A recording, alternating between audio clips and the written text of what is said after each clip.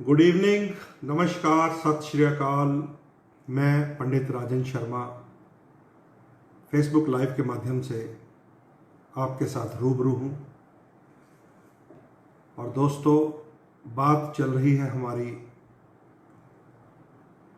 जन्म पत्री में त्रिक स्थानों की।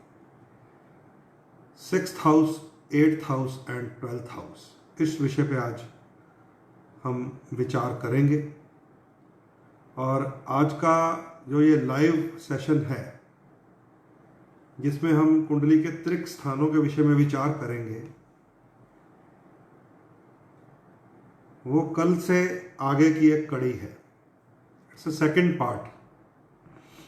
तो जो लोग इस समय मुझे लाइव में देख पा रहे हैं वो कंफर्म कर दें ऑडियो और वीडियो आपको क्लियर है, और मैं इसको एक दो जगह शेयर कर दूं।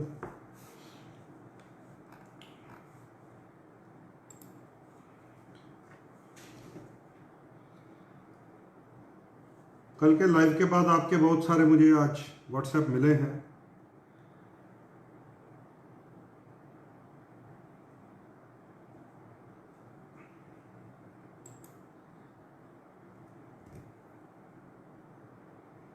राजेश लेखी जी, आपका स्वागत है। राम राम, हार्दिक स्वागत।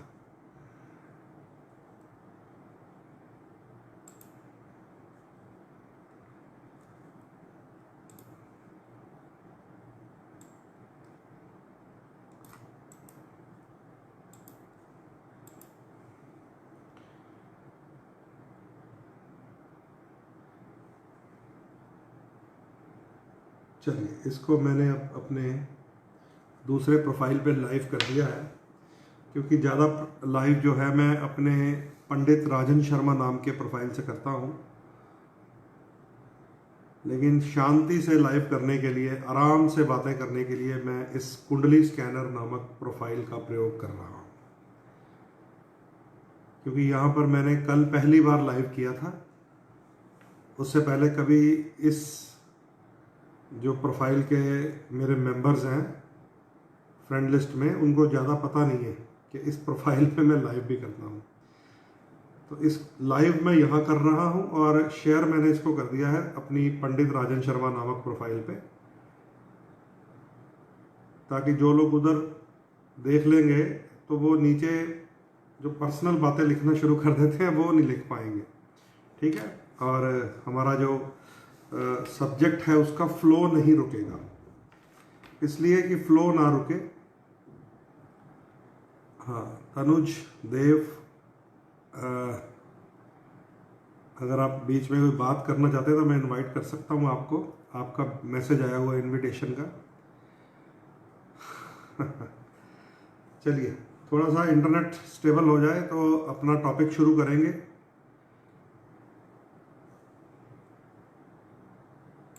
हमारा जो सब्जेक्ट है उसका फ्लो नहीं रुकेगा।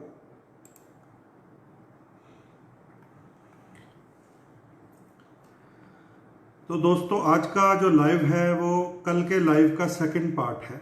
जो लोग कल जुड़े हुए थे लाइव में, उन्हें समझ आ जाएगा कि मैं क्या बात करने जा रहा हूँ।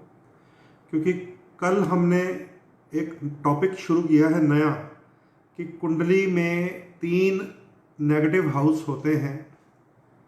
उन नेगेटिव हाउस के जो स्वामी ग्रह हैं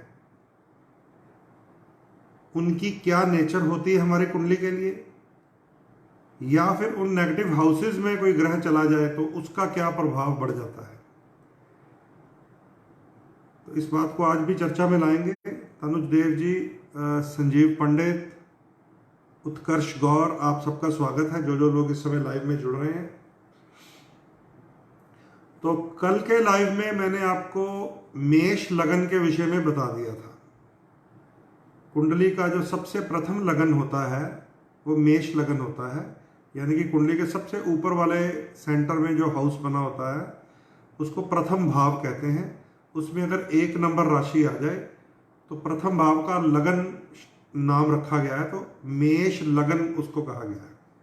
तो कल मैंने आपको बता दिया था कि मेष लगन वालों के लिए छठे भाव में बुध की राशि आती है, 8वें भाव में मंगल की राशि आती है और 12वें भाव में गुरु की राशि आती है। तो मेष लगन वालों को कल कैलकुलेशन निकाल कर यह बता दिया गया था कि छठे भाव में जो कन्या राशि आती है बुध की, वो आपका प्रबल शत्रु ग्रह है, क्योंकि 8वें भाव में मंगल की राशि आ जाती है। मंगल तो आपका लगन का भी स्वामी है, इसलिए कुछ रियायत मिल जाती है आपको। और 12वें भाव में गुरु की मीन राशि आती है, तो गुरु मेष लगन वालों के भाग्य का स्वामी भी है, इसलिए उन्हें उधर से भी रियायत मिल जाती है। साजन भार्गव जुड़े हैं, हार्दिक स्वागत है। प्रिंस बिमरा जी, आपका भी स्वागत है। तो मेष लगन वाले ये भली भांति समझ चुके हैं कि जब भी वो रोग से परेशान हो, किसी शत्रु से तिल मिला जाए या कर्जे की संभावना उनके जीवन में अधिक बने हो, तो बुध ग्रह को दान के रूप में शांत करना चाहिए। ये कल आप सब लोग जो लोग जुड़े हुए थे, मैं समझता हूँ उन्होंने समझ लिया होगा कि 6वां घर, 8वां घर और 12वां घर की डेफिनेशंस चल रही थी। मेष लगन के लिए मोस्ट एंटी प्लैनेट कौन सा निकला है? बुध ग्रह, क्योंकि वो 6th लॉर्ड है। इसलिए जब भी आपको दान करने का अवसर मिले, ये नहीं मैं कहता कि जब भी रोग सताए या शत्रु सताए, जब भी दान करने का अवसर मिले तो आपको बुध की हरी चीजें दान करनी चाहिए। हेलो, हाँ जी, राम राम शर्मा जी, ठीक है जी, चंगा कीता जी। मैं ना शर्मा जी थोड़ा लाइव च बैठा इस टाइम, तो थोड़ा ना करता थोड़ी देर बाद, ठीक है सर।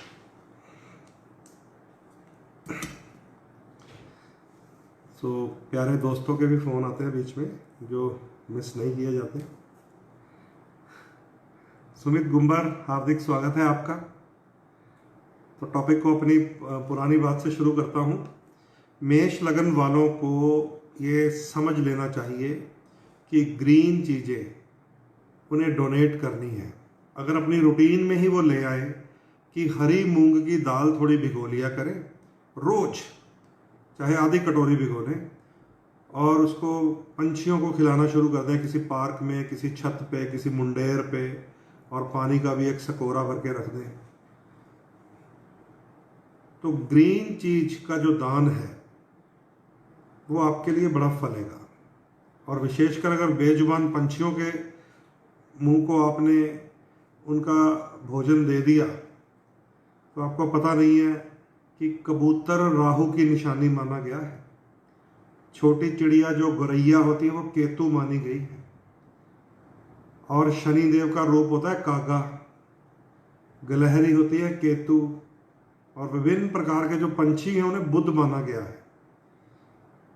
तो ये चीज़ आप समझ लीजिए कि अगर आप मेष लगन हैं तो most anti planet is the Mercury, Budh के दान करते रहा कीजिए जब भी अवसर मिले, दिन कोई भी हो, वार कोई भी हो। ये ना देखा करें कि बुधवार के दिन बुध की चीज़, जब भी अवसर मिले किसी गरीब को हरी सब्जियां दे दो, है ना, हरी मूंग दे दो, पालक दे दो, साग दे दो। तो ये चीज़ें मेष लगन वालों को समझ लेनी चाहिए। ठीक है, हमारे साथ राजेश शर्मा जी जुड़े हैं, आपका स्वागत है राजेश जी, और प्रिंस जी। चलिए, इन चीज़ों को आप समझते रहिए। और जो लोग इस लाइव को पंडित राजन शर्मा प्रोफाइल पे देख रहे हैं, मैं उस मेरे कंप्यूटर पे मैंने वो खोली हुई है, तो वो नीचे ढूंढ रहे होंगे कि हमारे कमेंट का पंडित जी को पता नहीं चल रहा है। तो लगेगा भी नहीं पता भैया, क्योंकि ये लाइव चल रहा है कुंडली स्कैनर्स के ऊपर, ठीक है, जहाँ पे शांति से बात होती है। लिमिटेड से हमारे सदस्य हैं और बड़े गंभीर सदस्य हैं। अचला मेहरा जी, आपका भी स्वागत है। चलिए, आज आपके साथ इस टॉपिक को शुरू करेंगे जिन लोगों का लगन नंबर 2 है, यानी कि जन्म पत्री के प्रथम भाव में 2 अंक लिखा हो, तो उसको कहा जाता है वृष लगन। वृष लगन वालों की कुंडली आपको मैंने इसके जो शुभ ग्रह हैं वो मैंने समझा दिए थे जब शुभ त्रिकोण की बात की थी कि आपके शुभ ग्रह कौन कौन से हैं। शुक्र क्योंकि लगन का ही स्वामी है, और शनि और बुध आपके पंचम और नवम के स्वामी हैं। ठीक है, तो वृष लगन वालों को जब भी अपने आप को मजबूत करना है तो ग्रीन, ब्लैक और क्रीम कलर को यूज करना है। हरा रंग, काला रंग और गुलाबी रंग या क्रीम रंग आप लोग प्रयोग कर सकते हैं जो वृषभ लगन वाले हैं, क्योंकि आपका लगन पंचम और नवम ये होता है ग्रीन, ब्लैक और क्रीम। संयम शर्मा, हार्दिक स्वागत है आपका। और भार्गव जी ने मेरा नंबर शेयर कर दिया, साजन जी ने, बहुत बहुत शुक्रिया। तो लगन पंचम नवम को तो करना है मजबूत, क्योंकि वो हमारा हेल्थ, फैमिली और लक, भाग्य को मजबूत कर देते हैं। आज का जो टॉपिक है वो है 6, 8 और 12। 6वां घर जो होता है वो रोग, शत्रु और कर्जे का सूचक होता है। 8वां घर जो होता है वो बड़ा ही रहस्यमय भाव है, उसको मृत्यु तुल्य कष्टों का घर कहा गया है, मिस्टीरियस हाउस कहा गया है। और जो 12वां घर होता है उसको मोक्ष का घर कहा गया, व्यय का घर कहा गया है। हालांकि उसमें भी अगर नेगेटिविटी आ जाए, जो चिंता और परेशानी वहाँ से भी मिल जाती है, वहाँ से भी जेल यात्रा देखी जाती है, वहाँ से भी विदेश यात्रा देखी जाती है। हॉस्पिटल का आसार जो नज़र आता है वो 12वें घर से ही नज़र आता है। और कल का जो लाइव मैंने आपके साथ शेयर किया था कि पिछले 10-12 दिन से मेरा जो पर्सनल एक्सपीरियंस हो रहा है कि कोविड-19 के कारण अब कुंडलियाँ हमारे पास आनी शुरू हो गई हैं। जिन जिन लोगों को कोविड हुआ है वो अब व्हाट्सएप से अपनी कुंडली भेज रहे हैं। तो बहुत एक अचंभित बात सामने आई है कि जिन कुंडलियों में शुक्र ग्रह ज़्यादा खराब है, शुक्र ग्रह नीच की राशि में है, शुक्र ग्रह वक्री है, शुक्र ग्रह अस्त है, शुक्र ग्रह मंगल या राहु के साथ खराब है, किसी भी शत्रु ग्रह की दृष्टि में है, उन कुंडलियों में शुक्र की दशा या उस शत्रु ग्रह की दशा के कारण हमारी इम्यूनिटी पावर वीक हुई है और कोरोना पीड़ित लोग वही मिले हैं जिनका शुक्र खराब निकला है, अधिक लोग। बाकी जैसे जैसे सर्वे में करता जाऊंगा आपके साथ साझा करता जाऊंगा। और उनमें में भी एक कॉमन बीमारी मिली है, वो निकली है डायबिटीज़, शुगर। और विशेषकर जो मृत्यु दर नज़र आया है, कुछ लोगों की मृत्यु भी हुई है हमारे जानने पहचानने वालों की, वो भी डायबिटिक लोग ही थे। तो इसलिए ये चीज़ें आपको समझनी हैं। और शुक्र और राहु का गोचर भी इस समय चल रहा है मिथुन राशि में 1 सितंबर तक। इसको भी आप समझ कर रखिए, ताकि जो ये हम बातें समझते हैं हमें हमारे गोचर का पता चल जाए, हमारी कुंडली की दशा अंतरदशा का पता चल जाए, तो हम बहुत चीज़ों को संभाल सकते हैं, अपने आप को बचा सकते हैं। ठीक है, लाडी सैनी आपका भी स्वागत है। तो आज वृष लगन की बारी है, जिस लगन का स्वामी ही शुक्र है। लगन का स्वामी ही वृष वालों का शुक्र ग्रह होता है। तो यहां पर अब एक आपको बढ़िया बात बता देते हैं कि आपके अगर लगन का स्वामी शुक्र है तो आपके छठे भाव का स्वामी भी शुक्र ही है, क्योंकि छठे भाव में राशि आ जाती है 7 नंबर तुला। तुला राशि के स्वामी भी शुक्र और आपकी जो वृषभ लगन है उसके स्वामी भी शुक्र, यानी कि आपके नाम, यश, सेहत के, पर्सनैलिटी के स्वामी भी शुक्र।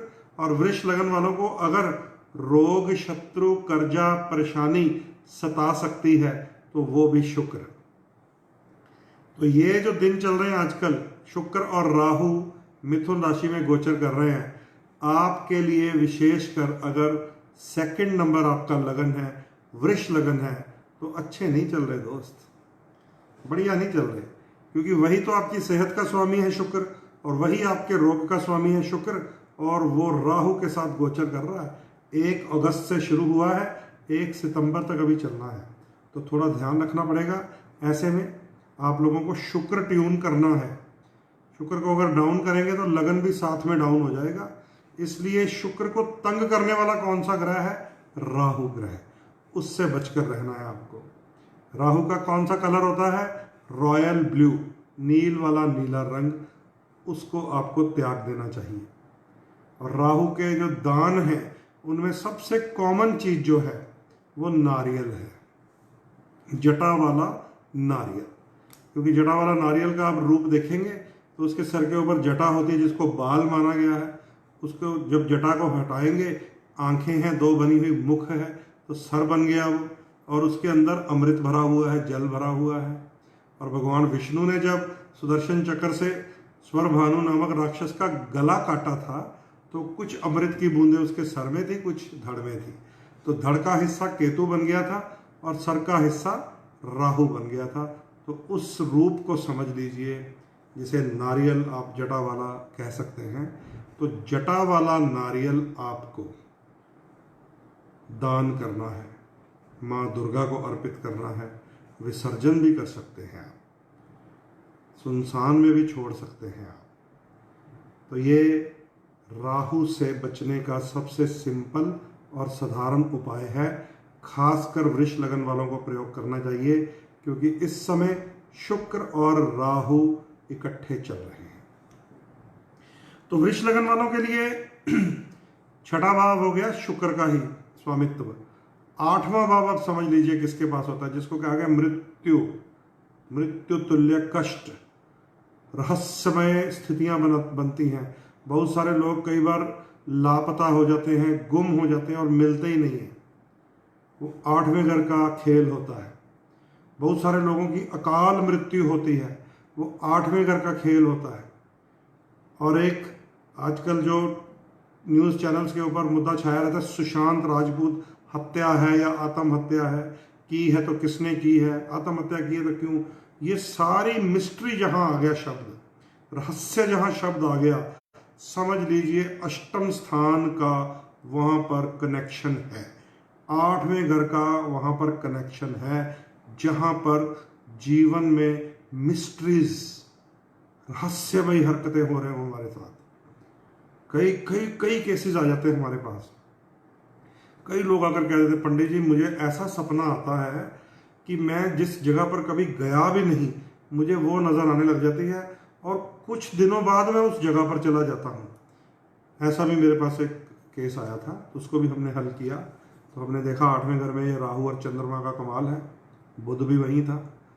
तो आठवें घर में हमारी सेंसिस का प्लेनेट अगर चला गया, बुध और चंद्रमा, और वो भी राहु के साथ, तो इंट्यूशन पावर बढ़ती है। लेकिन वो ऐसी इंट्यूशन होती है जो खुद को डरा देती है। कई लोग कहेंगे हमें हमारे पितर नजर आते हैं, हमारे बुजुर्ग नजर आते हैं, हमारे जो जा चुके हैं लोग, जिनकी मृत्यु हो चुकी है, वो नजर आते हैं। वो सारा कनेक्शन 8th हाउस का होता है, रहस्यमय, मिस्ट्रिकल हाउस। तो जो वृष लगन वाले हैं, वहां पर आपके 8वें घर में बृहस्पति की धनु राशि आती है, याद रख लीजिए। तो जब भी वृष लगन वालों को ऐसा महसूस हो कि उनके जीवन में अनहोनी बातें हो रही हैं, उन्हें कभी तालाब नजर आ रहा है, कभी पहाड़, कभी सर्प, कभी गड़े मुर्दे, कभी पितृ, कभी ऐसी जगहें जहां पर वो कभी गए भी ना हो, लेकिन कभी कभी वो नजर आ जाती हैं असलियत में। कोई पुराना घर जहां बचपन में खेले थे, गांव याद आ जाता है, सपनों में दिखती हैं बातें। अगर वृष लगन वालों को कभी भी ऐसा मिस्ट्रिकल इफेक्ट नजर आए अपनी लाइफ में, चाहे वो आंखें बंद करके सपनों में, चाहे वो आंखें खोल के जीवन में, तो समझ लीजिए 8th हाउस इज एक्टिव, अष्टम भाव आपका जागृत है। और फिर ऐसे में हम देखते हैं 8वें भाव में ग्रह कौन सा है। ज्यादातर उन्हीं लोगों को ऐसी चीजें नजर आती हैं जिनका चंद्रमा वहां होता है, जिनका बुध वहां होता है, और वहां पे राहु या केतु का भी इफेक्ट होता है। उनको वहां पे अजीब अजीब चीजें नजर आएंगी। पढ़ने बैठेंगे ज्योतिष और करने लग जाएंगे तंत्र क्रियाएं। बहुत सारे लोग हैं मेरे पास, बहुत सारे मेरे ऐसे स्टूडेंट्स हैं जो पढ़ने लगेंगे ज्योतिष और बातें करेंगे काली माता, भैरव जी, ऐसी, समझेंगे, भक्त बन जाएंगे उनके। तो ये पता चल जाता है कि इनके जीवन में जिस ग्रह की दशा चल रही है वो अष्टम स्थान है।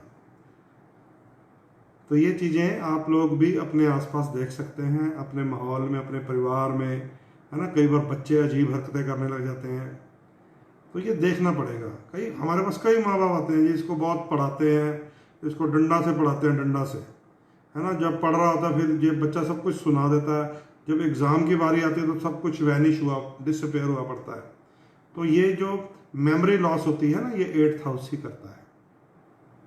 और कई बार 8th हाउस इतनी मेमोरी स्ट्रांग कर देता है कि वो बात भूलती नहीं है जो बात भूल जानी चाहिए, वो भी 8th हाउस करता है। यानी कि जीवन में उसने कुछ ना अजीब सा काम करना होता है। तो वृष लगन वाले जब भी महसूस करें कि जीवन में आपके कुछ अजीब सा हो रहा है, आपको कुछ अजीब चीज़ें नज़र आ रही हैं, आपके आसपास कोई अनजान साया है, आपको कोई खौफ है, आप सीढ़ी चढ़ रहे हैं तो आपको लगता है पीछे कोई है, आप अंधेरे में जाने से डर रहे हैं, आप अकेले रहने से डर रहे हैं, अकेले होते ही आपको मन में नेगेटिव थॉट्स आने लग जाएं, तो समझ लीजिए अष्टम भाव एक्टिव है। ऐसे में अगर वृष लगन है आपका, तो आपको जुपिटर यानी कि बृहस्पति, क्योंकि वहाँ पर गुरु की धनु राशि आ रही है, जुपिटर का आपको डोनेशन करना होता है। पीली चीज़ें आपको बांटनी होती हैं गरीबों में। और सोने वाले कमरे में खासकर जहाँ पर आपको रेस्ट करना है, जहाँ आपका नींद का कमरा हो, वहाँ पर अष्टमेश के कलर्स नहीं होने चाहिए। सबके लिए बता रहा हूँ। अष्टमेश कौन है आपका? वृष लगन वालों का जुपिटर। तो ऐसा ना हो आपके बगल में कोई पीला फूल पड़ा हो, कोई पीला टॉवल आपके बेड के पास हो, कोई बेड कवर, कोई बेड पिल्लो येलो हो। अगर बृहस्पति अष्टमेश को आप एक्टिव रखेंगे तो आपको रात को अजीब अजीब किस्से कहानियाँ आपके दिमाग में चलेंगी, ठीक है। और अगर आपको महसूस होता है कि हमारे साथ ऐसा कुछ हो रहा है, तो एंटी प्लैनेट्स ढूंढ लीजिएगा, क्योंकि आपके लिए लगन पंचम नवम तो बुध शुक्र शनि है, जो आपको तंग नहीं कर सकते। कभी कमज़ोर होकर परेशानी आ सकती है इन ग्रहों के कारण, लेकिन आपको तंग कौन करेगा? बृहस्पति, क्योंकि 8th लॉर्ड है और वहाँ बैठा हुआ कोई नेगेटिव ग्रह, तो उन चीज़ों को पहचान कर उनकी डोनेशन की जाती है।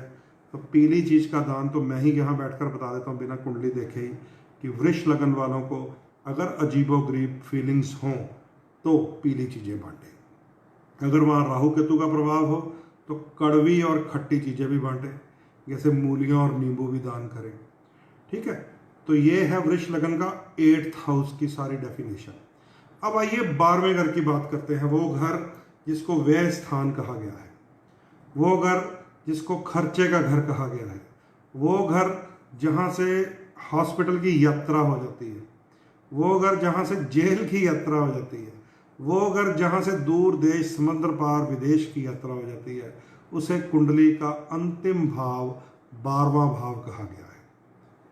12वें भाव की आजकल बड़ी वैल्यू है, क्योंकि जो लोग विदेश जाना चाहते हैं उनके लिए तो वो 12वां भाव भी पॉजिटिव हाउस है भाई।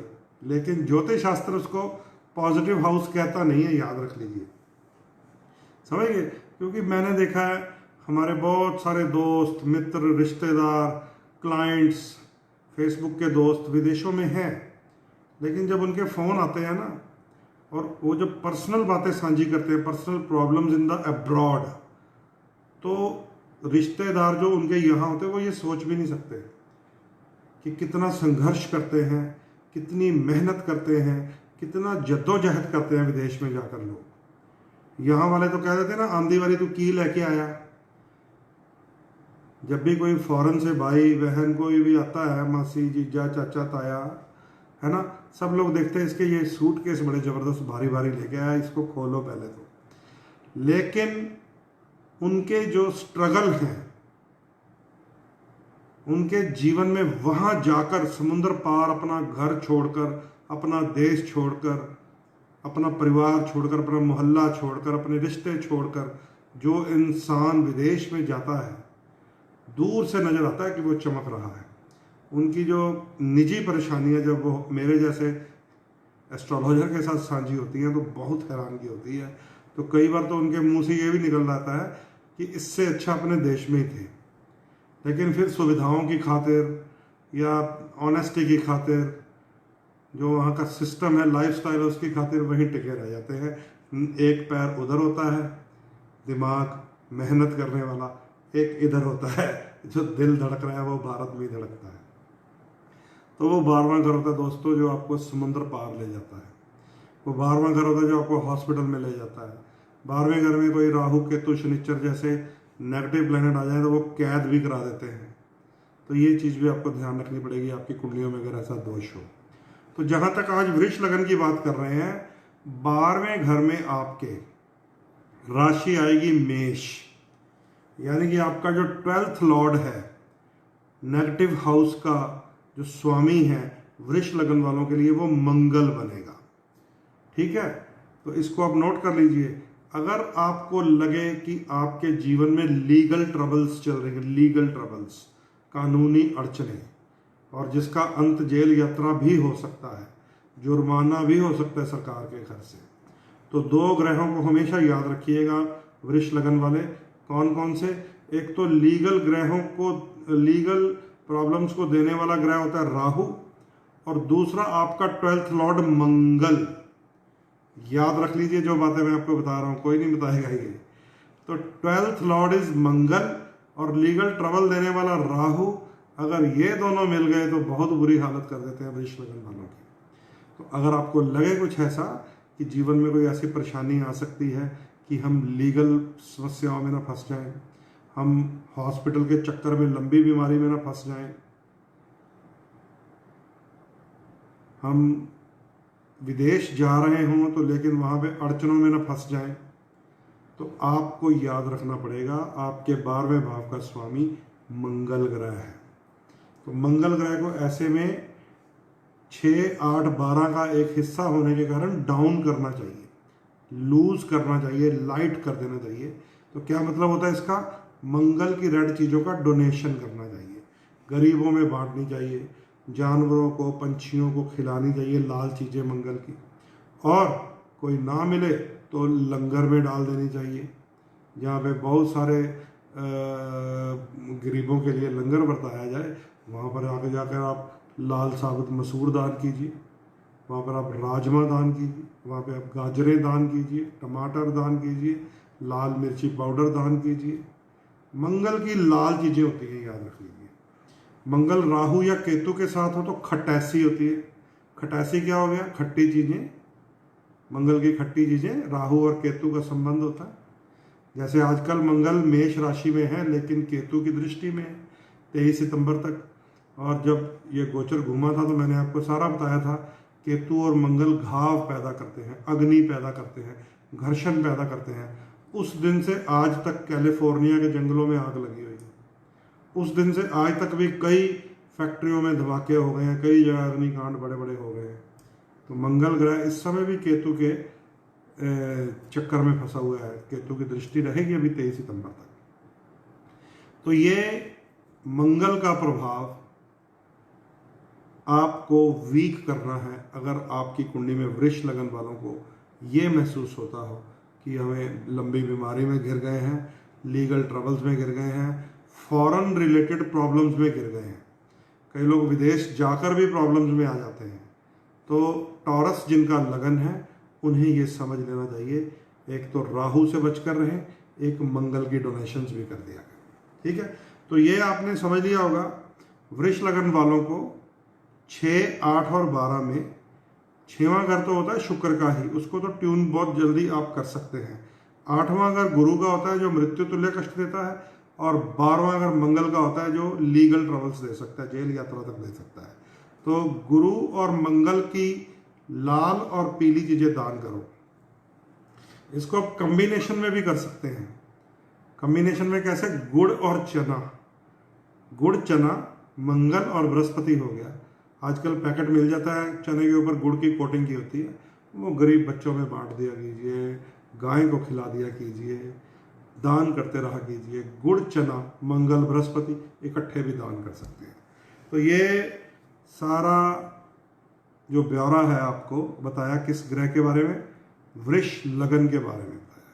क्योंकि आज बात चल रही है 6ठे घर, 8वें घर और 12वें घर की।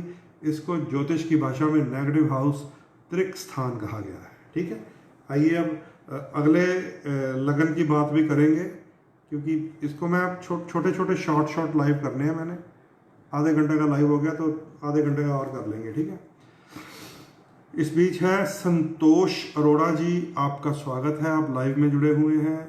सोहन राणा जी, आपका भी स्वागत है। अमृता कौर, हनी उप्पल, लाडी सैनी, संयम शर्मा।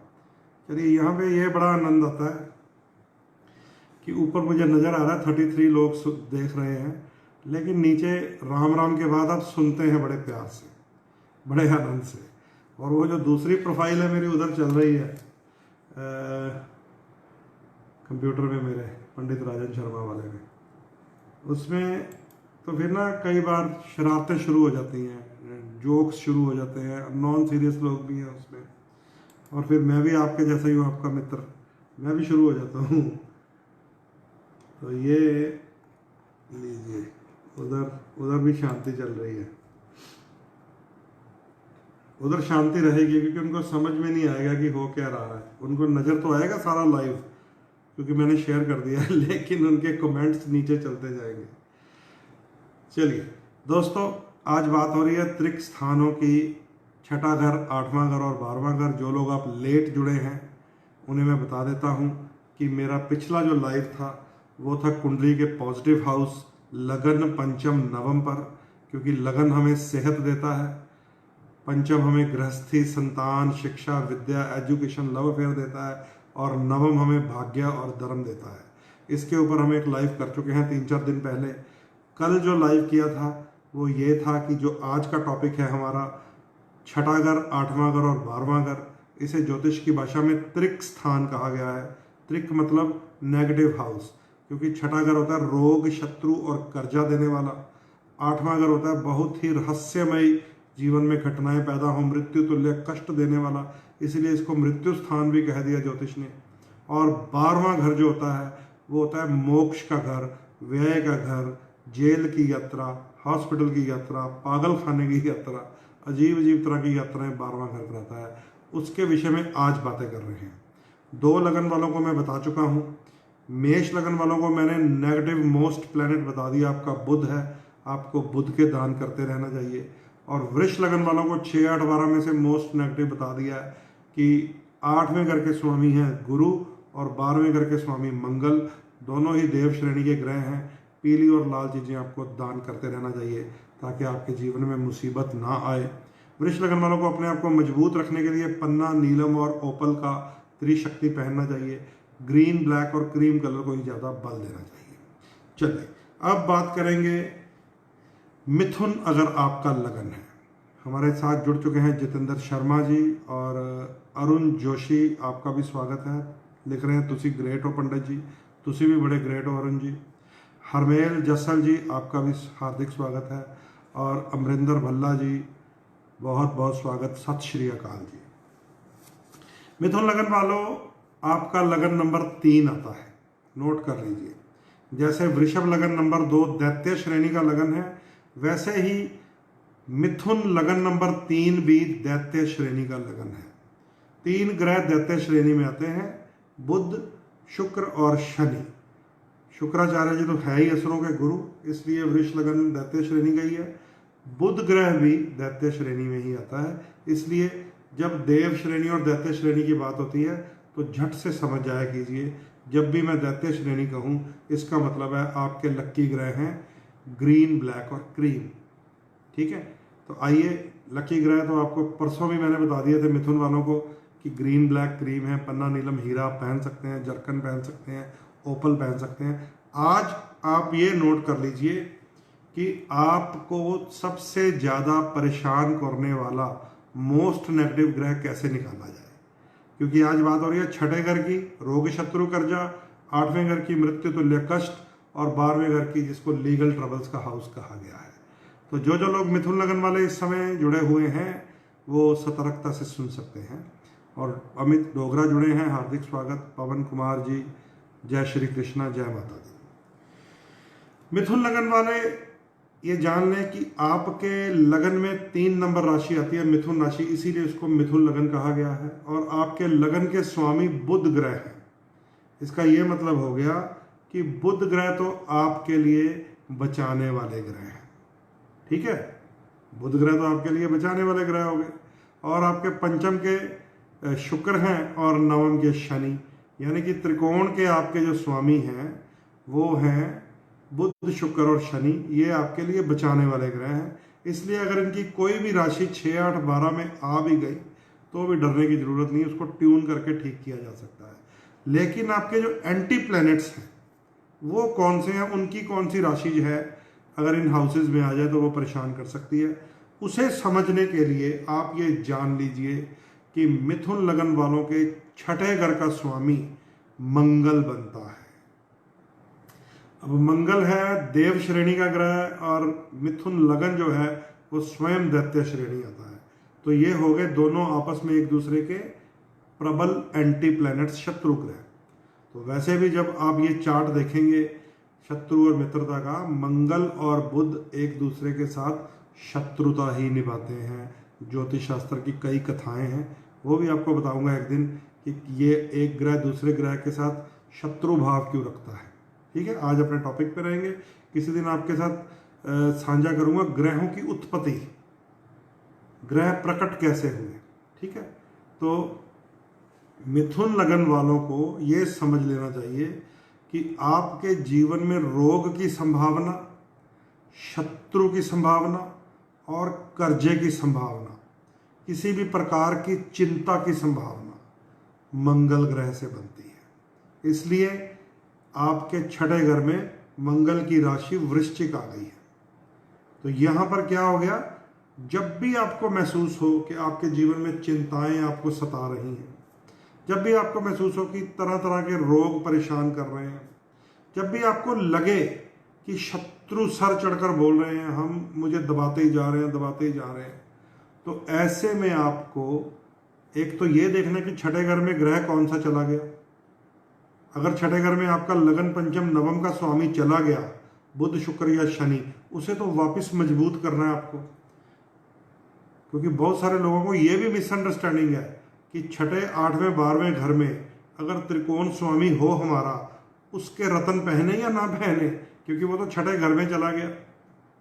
तो अगर लगन का स्वामी छठे घर में चला गया तो समझ लीजिए लग्नेश आपका कमजोर हो गया, उसको तो बल देना पड़ेगा। अगर भाग्य नवम का स्वामी छठे घर में चला गया, समझ लीजिए किस्मत कमजोर रहेगी, मेहनत अधिक करवाएगी, फल कम मिलेगा, तो भाग्येश को मजबूत करना पड़ेगा। अगर पंचम का स्वामी छठे घर में चला गया, जिसमें आपको गृहस्थी, संतान, शिक्षा, दुनियादारी सिखानी है, तो वो कमजोर माना जाएगा। उसको तो आपको बल देना पड़ेगा। चाहे छठे, 8वें, 12वें घर में लगन पंचम नवम के स्वामी ग्रह चले जाएं, उनके रतन, रंग, मंत्र, यंत्र यूज करने चाहिए। इसीलिए मैं सिंपल फार्मूला निकाल दिया है कि मिथुन अगर आपका लगन है, पन्ना, नीलम और ओपल तो पहन के रखिए, ये कहीं भी हो ये वाले ग्रह। लेकिन 6th लॉर्ड को मत भूलिएगा, वो आपके लिए परेशानी पैदा करने वाला होता है, वो आपको नुकसान देने वाला होता है। वो कहीं भी चला गया, कल भी मैंने बताया था आपको कि छठा घर है शत्रु का भाव, उसका स्वामी अगर चौथे पे चला गया तो माँ के साथ शत्रुता पैदा हो जाती है, 10वें में चला गया तो पिता के साथ शत्रुता पैदा हो जाती है। ये केवल एंटी हाउसेस में चले जाए तो शांत माने जाते हैं। जैसे छठे घर का स्वामी अष्टम में चला जाए तो शत्रु की मृत्यु, छठे घर का स्वामी 12वें में चला जाए तो शत्रु का नुकसान। समझिए, ये एक दूसरे के साथ अदल बदल कर लें तो फिर तो ठीक है, फ्यूज हो जाते हैं। लेकिन ये अच्छे घरों में, कर्म स्थान में चले जाए, कारोबार को खा जाता है। छठे घर का स्वामी इनकम के घर में, 11वें घर में चले जाए तो प्रमोशन नहीं होने देता। छठे घर का स्वामी दूसरे घर में चला जाए तो पैसा नहीं टिकने देता, मुख से गंदी गाली गलौच निकलवाता है। तो छठा घर मिथुन लगन वालों के लिए मंगल के आधिपत्य में है, मंगल के कब्जे में है, मंगल के कंट्रोल में है। तो आपको क्या करना है, 6th लॉर्ड को वीक करने के लिए मंगल की डोनेशंस करनी है। अब मंगल की डोनेशन का भी मतलब समझ लीजिए, कई लोगों को ये भी नहीं समझ आता डोनेट क्या होता है। हम कहते हैं ये चीज़ दान कर देना, लाल चीज़, वो लाल चीज़ जाके देवी देवताओं को, भगवान को, बाबा जी की भीड़ पे चढ़ाने लग जाते हैं। तो वो डोनेशन नहीं होती, वो तो उसको और भी मजबूत करने का तरीका होता है। क्योंकि जिस रंग की वस्तु से, जिस ग्रह की वस्तु से हम देवी देवताओं को प्रसन्न करने का प्रयास कर रहे हैं, तो वो तो तेज हो जाएगा। लेकिन डोनेशन का मतलब होता है अपने से निर्धन को दान देना, जिसका बेचारे का पेट भर सके, जिसकी परेशानी उससे हल हो जाए, तो उसको कहते हैं डोनेट करना। पंछी को देना, चिड़िया को देना, डॉगी को देना, गरीब को देना, लंगर में डालना, जल में कुछ चीज़ें छोड़ देना कि जल के जीव जंतुओं को भी पोषण मिल जाए, तो उसको दान कहा जाता है। गुरु को देना दान नहीं है। मंदिर गुरुद्वारा में बाबा जी को देना, ईश्वर के आगे कोई चीज़ें चढ़ाना, उधर रुमाला साहब चढ़ाना दान नहीं है। समझ गए? तो ये चीज़ें भी समझनी पड़ेंगी। कई लोगों को ये भी नहीं पता चलता। हम कहते हैं ये फलां चीज़ दान कर देना, वो जाकर चढ़ाते हैं, फिर आगे 10 दिन बाद कहेंगे पंडित जी जब से आपने वो वाला उपाय बताया था ना, तब से उल्टा शत्रु बढ़ गए हैं। तो मैंने पूछा था, मैंने लाल चीज़ दान करने के लिए कहा था, आपने क्या किया? कहता मैंने लाल चुन्नी बड़ी बढ़िया सी ली, माँ दुर्गा को चढ़ा दी। तो मैं क्या भैया शेर तेरे पीछे पड़ेगा। समझे? तो डोनेशन का मतलब होता है बांटना, देना, गरीब को देना, अपने से थोड़ा दूर कर देना। तो लाल चीज़ों का दान है आपका, अगर आपको रोग, शत्रु, कर्जा सता रहा हो और मिथुन लगन की अगर आपकी कुंडली है तो। ठीक है। ऐसे ही अब मिथुन लगन का जो 8वां घर है वो शनि देव के कंट्रोल में है, क्योंकि अष्टम स्थान में मकर राशि आती है। अब शनि का फायदा बड़ा है आपको। 11वें घर में भी शनि की राशि आती है, अब 9वें घर में भी। तो भाग्य का मालिक शनि हुआ तो ये राशि तो हो गई न्यूट्रल। इसका मतलब है आपको ज़्यादा परेशान नहीं कर सकता शनि। अगर अष्टम भाव में कोई ग्रह चला गया और कमजोर हो गया, मान लो शनि देव ही चले गए 8वें घर में, अष्टमेश अष्टम में, वो भी भाग्य का स्वामी अष्टम में, तो भाग्य को मजबूत कीजिए आप। ब्लैक कलर ज़्यादा पहनिए, शनिदेव को जाके तेल अभिषेक कीजिए, लोहे का कड़ा पहन कर रखिए, सरसों का तेल अपने सर पे भी लगाना चाहिए, और अपने बाल अगर आपके छोटी आयु में सफ़ेद हो जाएं तो ब्लैक कर लेने चाहिए कलर या डाई के साथ, क्योंकि शनिदेव का प्रभाव आपका भाग्य तेज कर देगा। काला कपड़ा, काले बाल, उस पर सरसों का तेल लगा हो, हाथ में नीलम रतन हो, लोहे का कड़ा पहना हुआ हो, मन के अंदर शनि का जाप चलता रहे, ओम शम शनिश्चराय नमः, तो आपकी ऑरा में शनिदेव समा जाएंगे, आपका भाग्य जागृत हो जाएगा और अष्टम भाव कमजोर नहीं होगा। हाँ, अष्टम भाव में अगर राहु, केतु, शत्रु ग्रह कोई हो, उसके जरूर दान करने चाहिए आपको। ठीक है। तो ये 8वां घर मिथुन लगन वालों को ज़्यादा परेशान नहीं कर सकता अगर सही तरीके से समझ आ जाए। कई बार क्या होता है, 8वें घर में शनि देख लिया, लोग डरा देते हैं कि मृत्यु स्थान में शनि है, ये तो भैया अकाल मृत्यु का भय हो सकता है, एक्सीडेंट हो सकता है, लापता हो सकते हो, यात्रा में जा सकते हो, कैद में जा सकते हो 8वें घर में शनि को। ये उसकी प्रेडिक्शंस होती हैं। 8वें घर में शनि की प्रेडिक्शन होती है कि वो असमय मृत्यु दे सकता है अगर उसके ऊपर मंगल का प्रभाव आ जाए, राहु का आ जाए, केतु का आ जाए। वो लापता इंसान को कर सकता है। और जब ये नेगेटिव बात पता चलती है तो क्या मुंह से निकलता है, इसका दान कर दो। अगर शनि का ही दान कर दिया मिथुन लगन वालों ने तो भागेश साथ में कमजोर हो जाएगा, जो नहीं होना था वो भी हो जाएगा, जो नहीं होना था वो भी जीवन में अनहोनी घटनाएं हो जाती हैं, मिस्ट्रिकल इवेंट्स लाइफ में हो जाते हैं, क्योंकि Shani is lord of mystical 8th house. अगर अष्टम में ही देख के डर गए और किसी ने गलती से कह दिया कि अपने वजन के बराबर काली चीजें बाहर डाल जाके कह देते हैं लोग, मुझे पता है, तो वहां बड़ी गड़बड़ हो जाती है। तो आपको वीक नहीं करना है, क्योंकि आपका योगकारी भी शनि है, 8th लॉर्ड भी शनि है, 2 मिनट में ट्यून हो जाता है क्योंकि योगकारी है।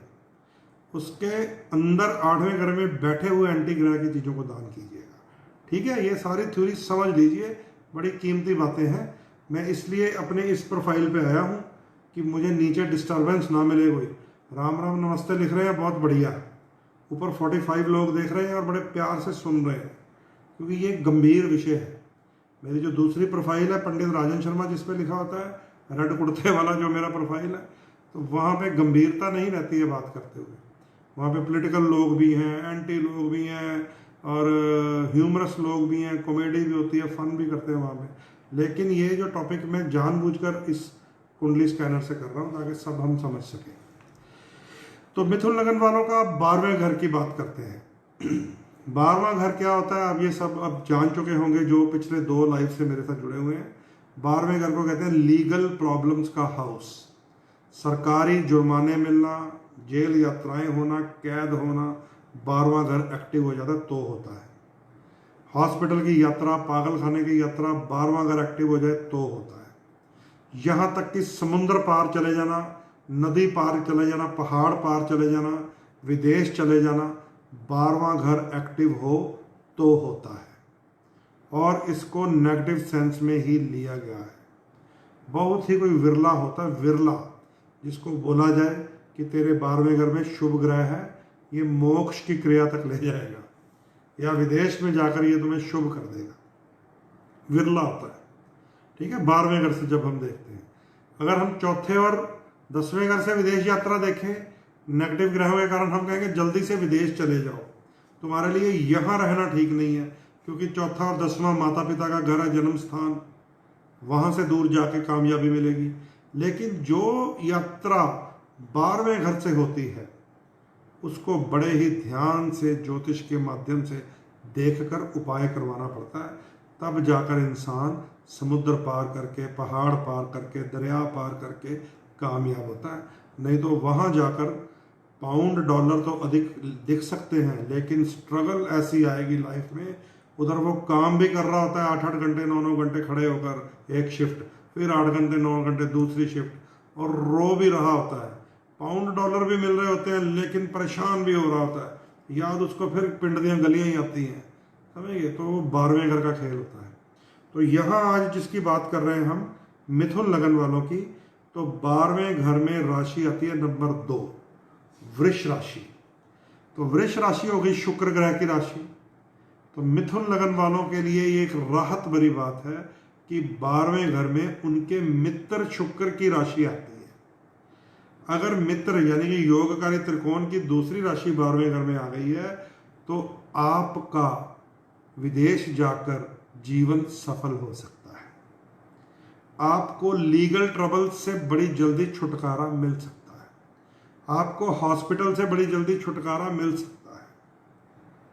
आपको अगर व्यय भी होंगे, खर्चे भी होंगे, एक्सपेंडिचर भी होंगे, तो शुक्र का मतलब होता है मर्जी के खर्चे, कि मुझे तो बढ़िया कपड़े लेने हैं, बढ़िया परफ्यूम लेना है, बढ़िया गाड़ी लेनी है, घर को कलर अच्छा होना चाहिए, ये पर्दे बदल डालो, ये आदत होती है। जिसका 12th हाउस एक्टिव हो जाए शुक्र के कारण, खासकर मिथुन लगन वालों का। इसलिए आपके लिए यहाँ पे शुक्र को ट्यून करना बड़ा इजी है, क्योंकि शुक्र आपके लिए योगकारी ग्रह है। शुक्र का रतन, ओपल या जर्कन या डायमंड अपने गले में हमेशा पहन कर रखें। आपका 12वां घर अगर कोई राहु, केतु, मंगल, सूर्य, बृहस्पति यानी कि मिथुन के शत्रु अंदर जाके 12वें घर को नेगेटिव करे, तो शंकर भगवान को दही वाला जल अर्पित करना चाहिए, ताकि 12th लॉर्ड शुक्र मजबूत हो जाए। वो आपकी त्रिकोण का भी स्वामी है। उस ग्रह के दान करने पड़ेंगे जो एंटी होकर आपकी कुंडली के 12वें घर में चला गया। मान लीजिए राहु 12वें घर में चला गया, राहु की डोनेशंस कीजिएगा। केतु 12वें घर में चला गया, घर में लड़का नहीं पैदा होने देता, वंश वृद्धि नहीं होने देता, क्योंकि केतु 12 को मोक्ष कहा है। ध्यान से सुन लीजिए, ये सबके लिए है, मेष से लेकर मीन लगन तक। केतु ग्रह अगर किसी के 12वें घर में आ जाए या 8वें घर में भी आ जाए तो उसको मोक्ष कहा गया है। अब ये सुन तो लिया है सबने कि केतु 12वें घर में तो अंतिम जन्म होता है। ज्योतिष की सस्ती किताबें भी मिल जाती हैं आजकल, तो रेलवे स्टेशन, बस स्टैंड पे भी मिल जाती, उनमें भी लिखा हुआ है। और कई बार टाइम पास करने के लिए हम खरीद कर गाड़ी में बैठ भी जाते हैं, और फिर अपनी कुंडली का केतु 12वां देख के, या दूसरे की, या दोस्त की, या मित्र की, या भाई की कुंडली का केतु 12 देख के हम कहते हैं अंतिम जन्म है तेरा, ये मोक्ष की कुंडली है। लेकिन उसके पीछे जो शर्तें हैं वो कोई पढ़ता ही नहीं है। केतु 12 तब मोक्ष की कुंडली होती है अगर ब्रह्मचर्य का व्रत पालन किया जाए, क्योंकि ये जीवन और मरण के चक्कर से बचा देता है केतु ग्रह। ये अंतिम जन्म होता है, फिर प्रभु चरणों में वास हो जाता है उस इंसान का जिसका केतु 8वें या केतु 12वें घर में हो। समझ गए? तो लेकिन ब्रह्मचर्य का पालन करना पड़ता है, अविवाहित रहकर गृहस्थी को त्यागना पड़ता है और संभोग नहीं करना होता। अगला वंश की चक्की नहीं खिलानी होती, चाहे पुत्र हो चाहे पुत्री। अगर केतु 12 की ये शर्त पूरी ना हो तो वो मोक्ष की कुंडली नहीं होती। वहां पर केतु अस्थिरता पैदा करता है। वहां पर तो केतु डबल माइंड बनाता है आदमी को। अगर मान लीजिए गृहस्थी आदमी है, औलाद भी है, केतु 12वें घर में भी है, तो मोक्ष नहीं होता, वो डबल माइंडेड होता है। ये करूं कि ये करूं, उधर जाऊं कि इधर जाऊं, किधर जाऊं। तो ऐसे में केतु को स्थिर किया जाता है। फिर कैसे स्थिर किया जाता है? भगवान के गुंबद पे झंडा लगाकर, घर की छत पे झंडा लगाकर, हनुमान जी को छोटी झंडी वाला हर मंगलवार उपाय करके। तो ये 12वां घर कई लोग समझते हैं मोक्ष का घर है। इसका संबंध विशेषकर औलाद के साथ ही है, और वो भी पुत्र औलाद के साथ। कई बार किसी के अधिक लड़कियां पैदा हो रही होती हैं, केतु 8वें या 12वें घर में या 6वें घर में, ऐसे घर में केतु होता है। वहां पर मान लीजिए वंश वृद्धि में लड़का नहीं हुआ तो भी किस्मत अच्छी होती है, वो भी जीवन का अंतिम जन्म ही होता है। वो इस वंश की बेल को तो खत्म कर देता है, लड़की तो किसी दूसरे घर में जाकर उसकी वंश को बढ़ाएगी। तो वो भी भाग्यशाली की कुंडली होती है कि केतु 8वें घर में 12वें घर में हो और घर में अधिक लड़कियां पैदा हो जाएं, तो वो किस्मत वाला इंसान होता है। उसका लेना देना समाप्त, उसका बिस्तर बंद, उसको तो सीधा गोलोक धाम में स्थान मिल जाता है, वैकुंठ में स्थान मिल जाता है। तो ये चीज़ें बड़ी देखने वाली हैं। ज्योतिष शास्त्र में बहुत ही मिस्ट्री है, बहुत ही रहस्य है, बहुत भेद है, बड़ी बातें हैं जो इधर उधर से हम सुन लेते हैं ना, और फिर अध कचरा ज्ञान लेकर घूमने लग जाते हैं। तो दोस्तों, अगर मिथुन लगन है आपका तो 12वें घर का स्वामी शुक्र है। शंकर जी की पिंडी का दही से स्नान कराइए, स्वयं भी दही अधिक खाया कीजिए ताकि 12वें घर को मजबूत रखें। वहाँ पर गए हुए ग्रहों के दान कर सकते हैं आप, जो आपके नेगेटिव ग्रह हों। ठीक है, तो आज का ये टॉपिक अब मिथुन लगन तक रोकते हैं। कल कर्क लगन के साथ बातें करेंगे। जिनका कर्क लगन है उनकी कुंडली में most enemy planet, most anti planet, most dangerous planet कौन सा है।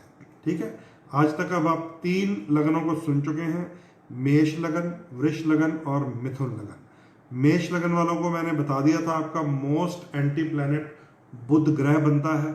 जब भी अवसर मिले बुध की डोनेशन कीजिए, बुध के दान कीजिए। वृष लगन वालों को मैंने बता दिया था, आज ही बताया है कि आपके मोस्ट एंटी प्लैनेट्स मंगल और गुरु बनते हैं। जब भी अवसर मिले गुड़ चना गरीबों में दान करते रहिए, गाय को खिलाते रहिए, क्योंकि रेड येलो का दान आपको एंटी ग्रहों से बचा देगा। वृषभ लगन की बात अभी अभी की है, मान लीजिए मिथुन लगन की बात अभी अभी की है, तो यहाँ पर मोस्ट एंटी प्लैनेट आपका मंगल ग्रह निकला है, जो 6ठे घर का स्वामी रोग शत्रु कर्जा बढ़ाता है, जीवन में चिंता टेंशन परेशानियां लड़ाइयां झगड़े बढ़ा सकता है। तो मंगल ग्रह की लाल चीज़ों का अधिकाधिक दान करें मिथुन लगन वाले, तो आपके लिए जीवन की परेशानियों से बचाव हो सकता है। और उधर जो बचाव कैसे करने हैं वो परसों वाले लाइव में आपको मैं बता चुका हूँ कि देव श्रेणी वाले अपने कलर्स का और उनके रत्नों की त्रिकोण गले में पहने, जैसे मैं अपनी दिखाता रहता हूँ आपको बार बार कि मेरी ये है रेड येलो वाइट। और दैत्य श्रेणी वाले अपने अपने कलर्स और अपने अपने त्रिकोण को प्रयोग करें, जिसको सेहत, गृहस्थी और कमाई कहते हैं। 3 कलर और 3 रत्न, ठीक है, वो उनके होते हैं पन्ना नीलम हीरा, हमारे होते हैं मूंगा मोती पुखराज। तो ये 2 श्रेणियां हैं और अपनी अपनी श्रेणी के ग्रहों को मजबूत रखें। राहु और केतु हमारे कर्म नियंत्रक ग्रह हैं। कभी भी राहु का कोई भी लॉकेट, कोई यंत्र, कोई पाठ करके पूजा करके सिद्ध करके गले में ना पहने, अपने घर में ना रखें, अपने गले में ना रखें। बहुत सारे लोगों के हमें निकलवाने पड़ते हैं कि मैंने जी राहु का सिद्ध यंत्र पर रखा हुआ है, गले में पहना हुआ है, गले में रखा हुआ है। तो भैया जहाँ राहु और केतु को आप जागृत करके ले जाएंगे वो आपके लिए अच्छा नहीं होगा, क्योंकि भगवान विष्णु के दो पार्षद हैं, जय और विजय। उनको सनकादिक ब्राह्मणों का 3 जन्म का भी श्राप था, जिसमें वो हिरणाक्ष और हिरण्यकश्यप बने, रावण और कुंभकर्ण बने, और कंस और शिशुपाल बने। और इन अवतारों में जो राक्षसों के ये अवतार हैं, इनको समाप्त करने के लिए भगवान ने स्क्रिप्ट रची हुई थी। तीनों बार फिर वो स्वयं आए हैं, वराह अवतार लेकर आए हैं, नरसिंह भगवान का अवतार लेकर आए हैं, राम भगवान का अवतार लेकर आए हैं, और फिर कंस और शिशुपाल के लिए कृष्ण भगवान का अवतार लेकर प्रभु भगवान विष्णु जी आए हैं। और जब ये तीनों उनके श्राप की बातें पूरी हो गई तो उन्होंने कहा कि जाओ, अब संसार के कर्मों का नियंत्रण तुम्ही को करना है, जय और विजय को। वही है ये राहु और केतु। इसलिए ये तटस्थ रहते हैं, ये किसी के सगे नहीं बनने वाले।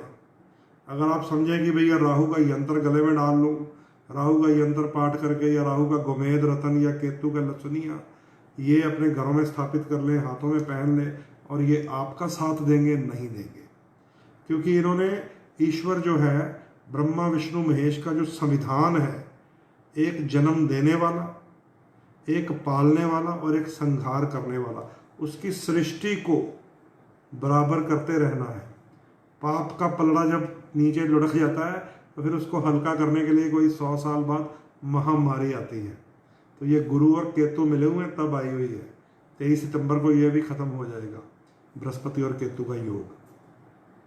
तो राहु और केतु हमेशा डोनेशन, मंगल गुरु सूर्य चंद्रमा देव श्रेणी के लिए स्ट्रांग करने हैं, बुध शुक्र शनि दैत्य श्रेणी के लिए स्ट्रांग करने हैं। इसी तरह इनकी कलर थेरेपीज होती है, इसी तरह इनकी जेम्स थेरेपी होती है, इसी तरह इनकी मंत्र थेरेपी होती है, इसी तरह इनकी यंत्र थेरेपी होती है, और जेम्स थेरेपी में इसी तरह त्रिशक्ति बनता है। ठीक है, तो ये बहुत अंदर की बात है एस्ट्रोलॉजी की, जो आपके साथ साझी मैंने कर दी है। तो आज का लाइव जो है 57 मिनट्स का हो गया, तो 1 घंटा बहुत होता है। तो कल अब कर्क लगन और सिंह लगन वालों की बात करेंगे। ठीक है, तो जिन जिन का कर्क लगन और सिंह लगन है वो कल के लाइव में मेरे साथ जुड़े, और जो नीचे लोग आप मेरे साथ आज जुड़े हैं, बहुत शांति से आपने सुना है, बड़े आनंद से सुना है। किसी ने नहीं लिखा कि मेरा ये देख दो, मेरा वो देख दो। आप सबका बहुत बहुत धन्यवाद कि विदाउट डिस्टर्बेंस ये लाइव चला है। और कल जो आपके साथ बात साझी की थी कि शुक्र राहु अभी 1 सितंबर तक चलेगा, खासकर जिन लोगों को डायबिटीज़ है वो लोग ध्यान रखें, क्योंकि पिछले 10-15 दिन में मेरे पास ऐसा डाटा कलेक्ट हो रहा है कि कोरोना वायरस वाले जो मित्र हैं वो पॉजिटिव होने के बाद मुझे फ़ोन पे बता रहे हैं कि पंडित जी कोई रास्ता बताओ, कोई दान पुण्य बताओ, कोई पाठ पूजा बताओ कि कोरोना वायरस हमें पॉजिटिव आ गया। तो ज़्यादा कुंडलियाँ खराब शुक्र वाली ही मिली हैं मुझे। तो आपके लिए अगर पर्सनल कोई भी कंसल्टेंसी आपने लेनी है, अपनी कुंडली चेक करवानी है, अपना लगन पंचम नवम कौन सा है, दान करने वाले ग्रह कौन से हैं, तो मेरे व्हाट्सएप पे चले जाइएगा 9872065786 पे। ठीक है, तो बड़े ही आनंद से आज आपने फिर से इस लाइव को सुना, without any interruption, without any personal questions. आप सबका बहुत बहुत धन्यवाद। कल 2 और लगन अगले आपके साथ साझे करेंगे, जिनमें त्रिक भावों की बात करेंगे कि रोग शत्रु कर्जा कौन देता है, मृत्यु तुल्य कष्ट कौन देता है, और सरकारी जो जेल की यात्रा है वो कौन करवाता है, 6वां घर, 8वां घर, 12वां घर, इसकी डेफिनेशंस कर्क लगन वालों के लिए और सिंह लगन वालों के लिए क्या है, कल इस पर चर्चा करेंगे। आज अब मुझे इजाज़त दीजिए। नमस्कार, राम राम, सत श्री अकाल।